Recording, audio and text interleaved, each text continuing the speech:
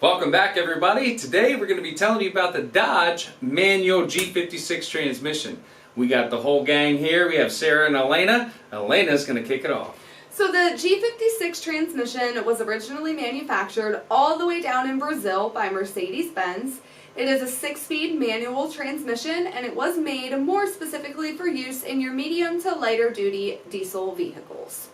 Compared to the MV5600, which it replaces, the G56 transmission is significantly lighter, it can handle more torque, and it shifts smoother thanks to a dual mass flywheel.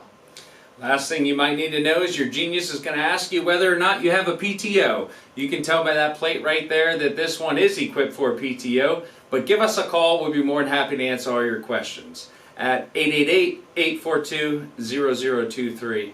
Or follow us online to www.powertrainproducts.net.